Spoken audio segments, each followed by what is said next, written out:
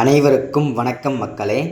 இந்த ஒரு வீடியோவில் நம்ம எதை பற்றி பார்க்க போகிறோம் அப்படின்னா, எல்லாருமே ஃபோட்டோலே தம்ப்நெயிலே டைட்டிலே பார்த்துருப்பீங்க மக்களே.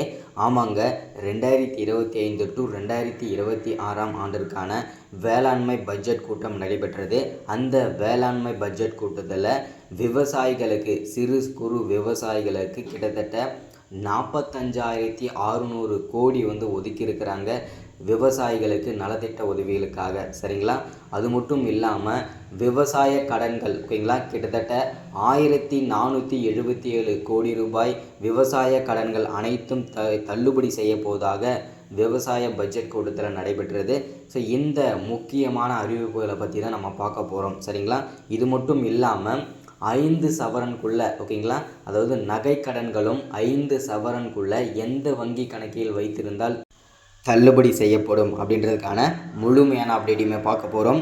இதை விட ஒரு முக்கியமான மகிழ்ச்சிகரமான தகவல் என்ன அப்படின்னா, 2025 டு 2026 ஆண்டுக்கான மீண்டும் சிறு குறு விவசாயிகள் பயன்பெறும் வகையில் மீண்டும் விவசாயிகளுக்கு 17,000 கோடி ரூபாய் மீண்டும் விவசாய பயிர்க்கடன் வழங்குவதற்காக தமிழக அரசு திட்டமிடப்பட்டிருக்கிறது. இது இன்னும் மகிழ்ச்சியை நமக்கு தெரிவிக்குது மக்களே. சரிங்களா? ஸோ ஃபஸ்ட்டில் 1477 கோடி ரூபாய் தள்ளுபடியும் செய்ய போகிறாங்க. அதை தொடர்ந்து மீண்டும் விவசாயிகளுக்கு 17,000 கோடி ரூபாய் விவசாய பயிர்க்கடனும் வழங்க போகிறாங்க. அது மட்டும் இல்லாமல் கிட்டத்தட்ட 1000க்கும் மேற்பட்ட நலத்திட்ட உதவிகள் பார்த்தீங்கன்னாக்க தீர்மானங்கள் போடப்பட்டிருக்கு. சரிங்களா? நிலம் இல்லாதவர்களுக்கு நிலம் வழங்கப்படுவதற்கான நடவடிக்கை, அது மட்டும் இல்லாமல் தேனீ வளர்ப்பு, கோழி வளர்ப்பு, ஸோ கால்நடை வளர்ப்பு, ஸோ அது மட்டும் இல்லாமல் நிறைய நலத்திட்ட உதவிகள், அது மட்டும் இல்லாமல் தலித்தின மக்களுக்கு பார்த்திங்கனாக்கா நிலம் வழங்குறது, ஸோ இந்த மாதிரி நிறைய நலத்திட்ட உதவிகள்லாம் சொல்லியிருக்கிறாங்க. ஸோ இது எல்லா டீட்டெயில்ஸுமே நம்ம இந்த வீடியோவில் தெளிவாக பார்க்கலாம். சரிங்களா? இந்த வேளாண்மை துறைக்கு மட்டும், ஓகேங்களா, 2025 2026 இந்த 2 வருஷத்துக்கு மட்டும் 45,661 கோடி ரூபாய் ஒதுக்கியிருப்பது நமக்கு பெரும் மகிழ்ச்சியை தெரிவிக்குது மக்களே. சரிங்களா? சரி, ஓகே, வாங்க வீடியோக்குள்ளே போகலாம். அதற்கு முன்பாக நமது கவர்மெண்ட் ஜாப் டெய்லி அப்டேட் சேனலுக்கு இப்போ தான் நீங்கள் ஃபர்ஸ்ட் டைமாக முதல் முறையாக நமது சேனலை பார்க்குறீங்க, நம்ம வீடியோவை பார்க்குறீங்க அப்படின்னா மறக்காமல் சப்ஸ்கிரைப் பண்ணிவிட்டு பக்கத்தில் இருக்கிற பெல் பட்டனை கிளிக் பண்ணி ஆளுன்ற ஆப்ஷனில் போட்டு வச்சுக்கோங்க. அப்போ தான் நம்ம போடக்கூடிய அரசு துறையிலிருந்து வரக்கூடிய எல்லா விதமான கவர்மெண்ட்டோட ஜாப்ஸாக இருக்கட்டும், அப்டேட்ஸாக இருக்கட்டும், நோட்டிஃபிகேஷனாக இருக்கட்டும், எதுவாக இருந்தாலும் சரி நீங்கள் உடனுக்குடனே நமது சேனலை ஈஸியாகவே துல்லியமாகவே தெரிஞ்சுக்க முடியும். சரிங்களா? ஸோ அது மட்டும் இல்லாமல் உங்களுடைய ஃப்ரெண்ட்ஸ், ரிலேட்டிவ்ஸ், கான்டாக்டில் இருக்கிறவங்க எல்லாருக்குமே ஷேர் பண்ணிங்கன்னா ரொம்ப ரொம்ப ரொம்ப பயனுள்ளதாகவே இருக்குங்க. சரிங்களா? ஸோ அது மட்டும் இல்லாமல் உங்களுடைய ஃப்ரெண்ட்ஸ்க்கெலாம் ஷேர் பண்ணுங்கள். அது இன்னும் ரொம்ப ரொம்ப நமக்கு மகிழ்ச்சி தெரிவிக்கும். சரி, ஓகே, வாங்க வீடியோக்குள்ளே போயிட்டு இதற்கான அப்டேட் என்ன ஏதுன்றதை பார்த்து தெரிஞ்சுக்கலாங்க. சரிங்களா? ஸோ இங்கே தெளிவாக மென்ஷன் பண்ணி கொடுத்துருக்காங்க பாருங்கள். 4 ஆண்டுகளில் கிட்டத்தட்ட 1.81 லட்சம் மின் இணைப்பு சென்னை தமிழக அரசு பட்ஜெட்டில் வேளாண் துறைக்கு 45,611 கோடி ஒதுக்கீடு செய்யப்பட்டுள்ளது. பயிர்க்கடன் தள்ளுபடிக்கு ரூபாய் 1,477 கோடி ரூபாய் ஒதுக்கப்பட்டுள்ளது. தமிழகம் முழுவதும் 1000 இடங்களில் உழவர் நல சேவை மையம் அமைக்கப்படும். கரும்புக்கு வழங்கப்படும் சிறப்பு ஊக்கத்தொகை 349 ஆக உயர்த்தி வழங்கப்படும். 4 ஆண்டுகளில் 1.81 லட்சம் விவசாயிகளுக்கு மின் இணைப்புகள் வழங்கப்பட்டுள்ளது என வேளாண் பட்ஜெட்டில் அதிரடி அறிவிப்புகள் வெளியிட்டுள்ளன. தமிழக அரசின் 2025-26 ஆண்டுக்கான வேளாண் பட்ஜெட்டை மற்றும் உழவர் நலத்துறை அமைச்சர் வெளியிட்டிருக்காங்க. இது நமக்கு பெரும் மகிழ்ச்சி தெரிவிக்குது மக்களே. சரிங்களா? ஸோ நமக்கு இதில் தெளிவாக நம்ம சொன்ன மாதிரி தான், ஓகேங்களா, கிட்டத்தட்ட 17,000 கோடி ரூபாய் மீண்டும் விவசாயிகளுக்கு பயிர்க்கடன் வழங்குவதற்காக பெரும் திட்டம் தீட்டி வந்துட்டுருக்கிறாங்க.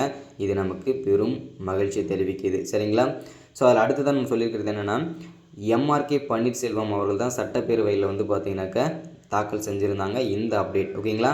ஸோ அதில் கூறியது என்ன அப்படின்னு கேட்டிங்கனாக்கா, 2019-2026 ஆண்டில் 146,77,000 ஏக்கராக இருந்த மொத்த சாகுபடி பரப்பு 2023-24 ஆண்டில் 151 லட்சம் ஏக்கராக உயர்ந்துள்ளது. மேலும் 2019-20 ஆண்டில் 29,74,000 ஏக்கராக இருந்த சாகுபடி பரப்பு 2023-24 ஆண்டில் 33,60,000 ஏக்கர் என்ற அளவினை எட்டியுள்ளது. தமிழக அகில இந்திய அளவில் கேழ்வரகு உற்பத்தி திறனில் முதல் இடத்திலும், மக்காச்சோளம், எண்ணெய் வித்துக்கள், கரும்பு ஆகியவற்றில் 2ஆம் இடத்திலும், நிலக்கடலை, குறுதானியங்கள் உற்பத்தி திறனில் 3ஆம் இடத்திலும் உள்ளது. 2021-22 முதல் 2023-24 ஆண்டு வரை 346,38,000 மெட்ரிக் டன் உணவு தானிய உற்பத்தி அமைக்கப்பட்டுள்ளதுன்னு சொல்லியிருக்கிறாங்க. ஸோ அடுத்ததாக வந்து பார்த்தீங்கன்னாக்க இதுவரை 1,81,000 பாசன மின் இணைப்புகள் உழவர்களுக்கு வழங்கப்பட்டு வறண்ட நிலங்களும் வளம் பெற்றுள்ளன. 4 ஆண்டுகளில் வேளாண் இயந்திரமாக்குதல் திட்டத்தின் கீழ் 55,000 உழவர்களுக்கு வேளாண் இயந்திரங்கள், கருவிகள் மானிய விலையில் வழங்கப்பட்டுள்ளன. 2021-22 ஆண்டு முதல் வேளாண் பட்டதாரிகள்